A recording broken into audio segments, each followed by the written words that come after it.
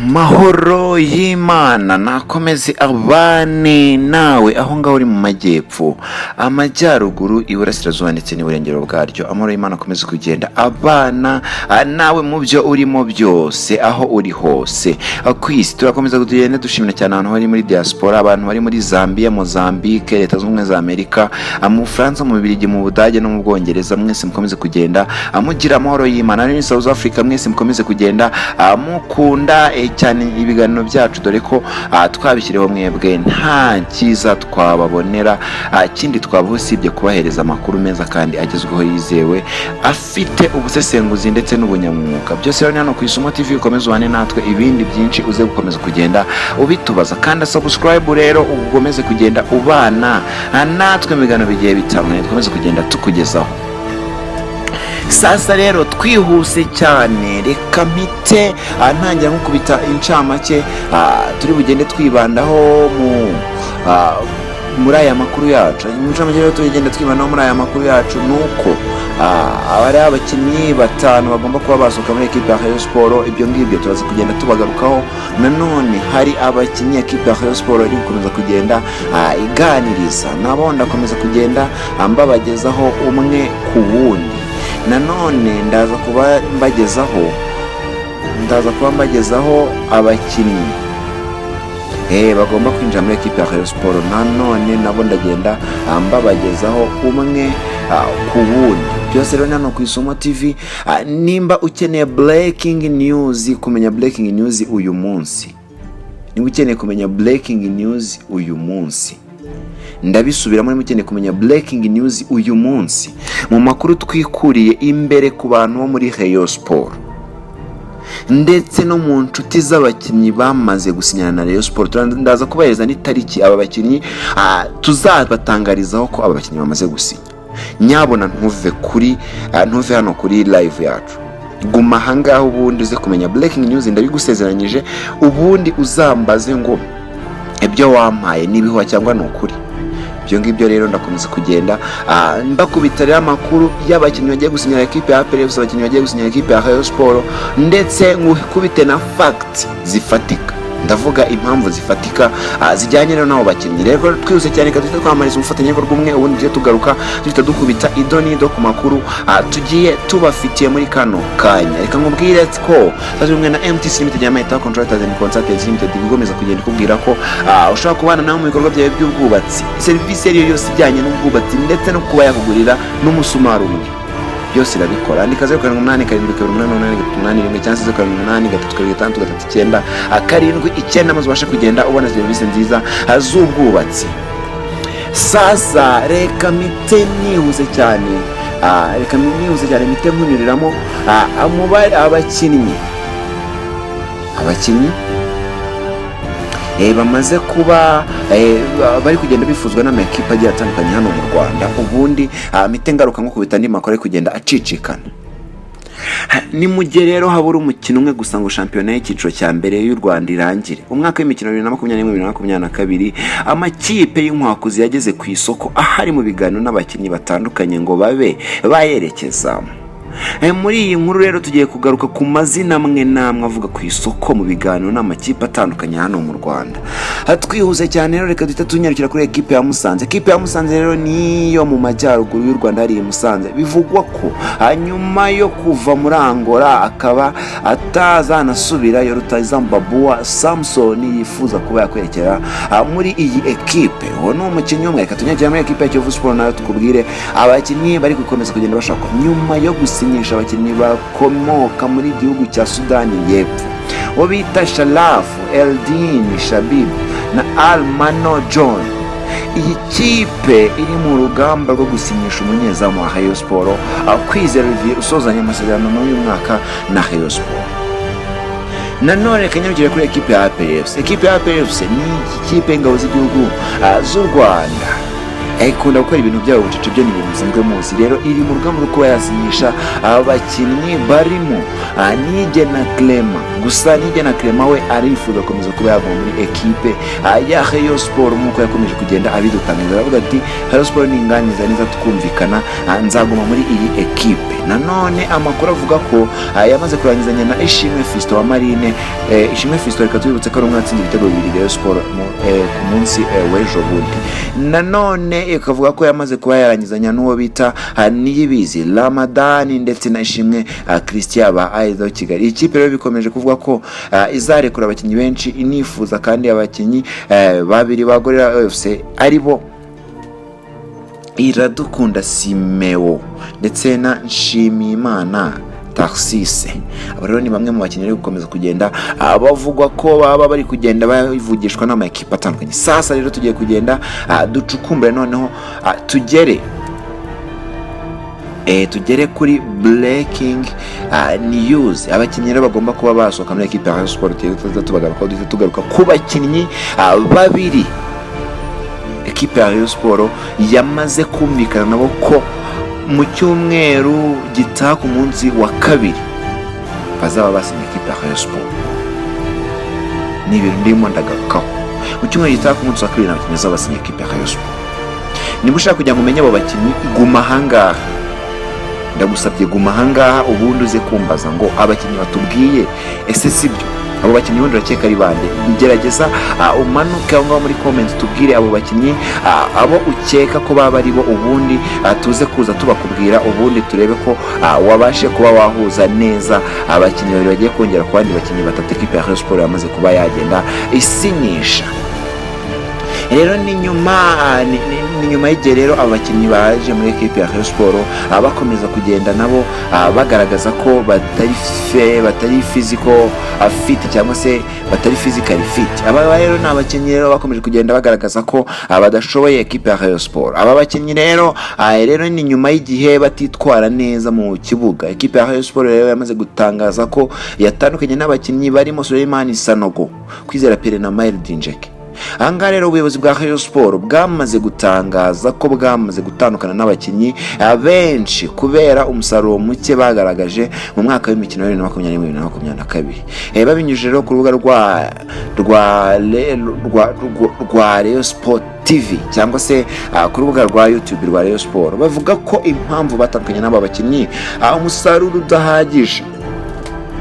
Bakaba rero babitangaje mbere y'uko bakina umukino wa nyuma w'umunsi wa nyuma wa shampiyona. Reka mbabwire ko ari umukino uzaba ekipe ya Rayon Sport izakomeza kugenda ikina isoza shampiyona. None aba bakinnyi ariko bamaze gutangaza ko babishaka aho bigenda. Abakinnyi rero batandukanye na ekipe ya Rayon Sport ni Suleiman Sanogo, Mael Dinjeke, Manase Mutatu, Mbendi, Steven Rumanga na Kwizera Pierre. Aba ni abakinnyi rero bamaze kuba batandukana na ekipe ya Rayon Sport.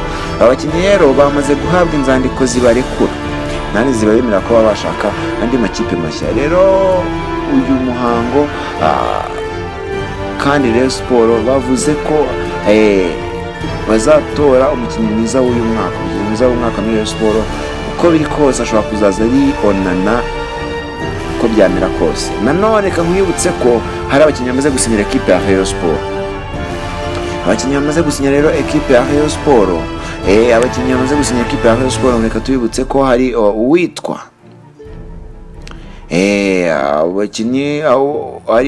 Raphael Orise, uwitwa Jean de Dieu ndetse n'undi mukinnyi wavuye muri Rutsiro. Reka mubarebere neza ubundi mukomeze kugenda namwe muduha comment y'uko buryo muri kugenda mumenya amakuru ari kugenda acaracara hano ku mbuga zigiye zitandukanye.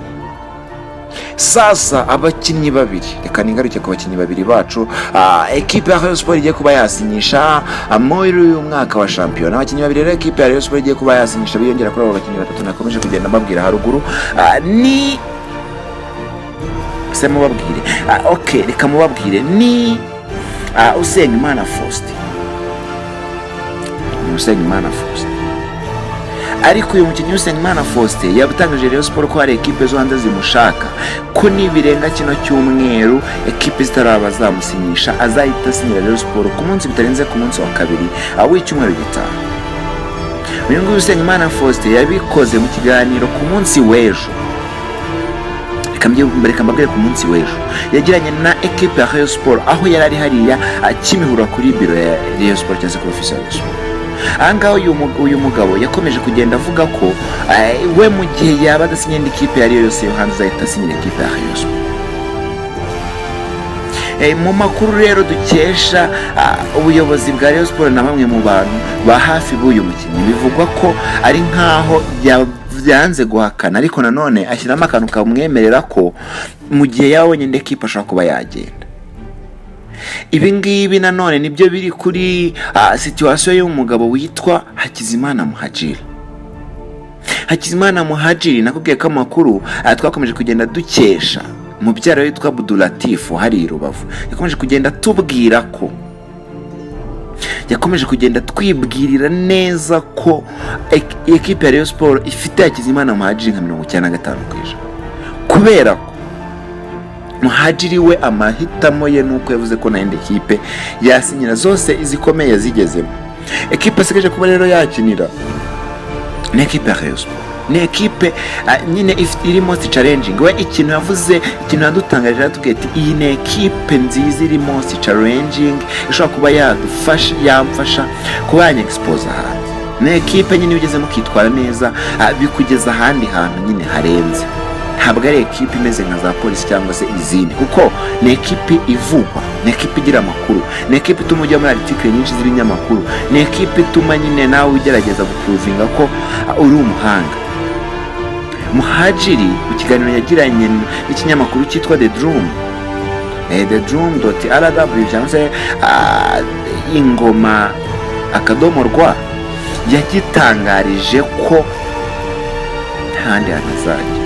Nanone atangaza ko mu gihe yababonye ekipe hanze yenda aribwo hazamo kuba yajya hanze, ariko mu Rwanda nta yindi kipe azajya. Nanone mu makuru Abdulatif yaduhaye yatubwiye ko bo nk'umuryango wabo nanone nk'uko yakomeje kugenda bitangariza ari cyo kintu bemeje kandi bashaka ko aza muri ekipe ya Rayon Sport. Biravuga ko na mukuru we Haruna Niyonzima nawe yabashije kuba yambwira ati ekipe ya Rayon Sport ubu niyo mwanya wo kugira ngo ube wayijyamo kugira ngo ubashe kuba nawe wagaragaza icyo ushoboye. Imbere y'iri ambaga ingana kuriya niho burya umuhanga agaragara, ndetse n'uzawa flop ntihagaragarira. Ibi ngibi rero ni bimwe mu bintu byakomeje kugenda biranga izi transfer windows, ndetse ndamye ko ku munsi wa kabiri w'icyumweru gitaha muzambaze muti kuki aya makuru waduhaye atari impamo. Andika comment yaho hasi utubwire ukuntu no makuru uri kuyumva, utubwire igitekerezo cyawe, ndetse niba andi makuru waba uturusha aho imbere ube wayadusangiza muri comment, cyangwa se twagiye kuri 0887288381 maze uduhe igitekerezo cyawe kuri WhatsApp.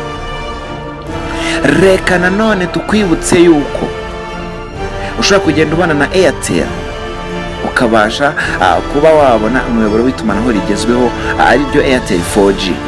Aho waba uri hose mu Rwanda ukoresha internet yihuta cyane ya Airtel 4G, nta handi hantu wasanga internet yihuta usibye muri Airtel.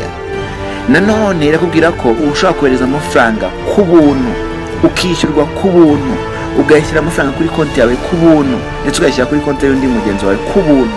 Byose ni kuri Airtel. Airtel Money rero irakumenyesha ko byose ari ubuntu. Ibane na Airtel Money ndetse na Airtel Pay ubashe kugenda wishyura ku buntu. Ntabwo Airtel iri kubona amafaranga y'umukiriya, ahubwo umukiriya we akoresha amafaranga ye mu mutekano usesuye ndetse no mu bwisanzure busesuye. Andika www.airtel.rw ubundi ubayanje kugenda ubana na Airtel. Reka nkwibutse ko nanone ushaka wajya kuri Airtel Service Center ubundi ukabasha kugenda umera neza cyane ubana na Airtel muri service zayo zitandukanye. Ibi ngibi Airtel, reka mbibutse ko nibeshye, Airtel ni www.airtel.co.rw mumbabarire, nuko website ya Airtel imeze.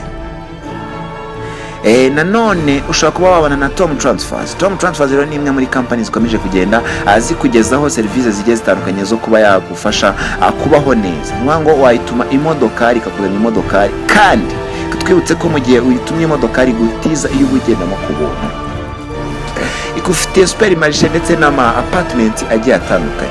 Andika www.tomtransfer.rw ubundi ukomeze kugenda ubana na Tom Transfers. Nanone nakomeje kugenda mbabwira by'umwataka witwa Cesar Manzoki ni umwe mu bataka ikipe ya Rayon Sport ishaka cyane ku kibi n'ikiza. Ni Meri Biteri w'igihugu hariya mu gihugu cya Uganda. Biravugwa ko mu gihe ataba yerekeje ku mugabane w'Uburayi nawe yahitaza muri ekipe ya Rayon Sport. Amasezerano yabaye imbangiza amasezerano amaze gusinywa, aho yasinywe hariya mu gihugu cya Uganda. Reka mwibutse ko Cesar Manzoki ni umwe mu bantu bakomeje kugenda barazi ishinga ubuyobozi bwa Rayon Sport buvuga buti tugomba gukora surprise aba Rayon Sport. Ni umwataka w'umuhanga, ni umutipiko striker cyangwa se umwataka wo kw'icyenda. Biravugwa ko Cesar Manzoki yazakomeza kugenda akinana na Leandre Willy Esomba. Nanone akazaba ari umwataka uzaba akinana n'uwitwa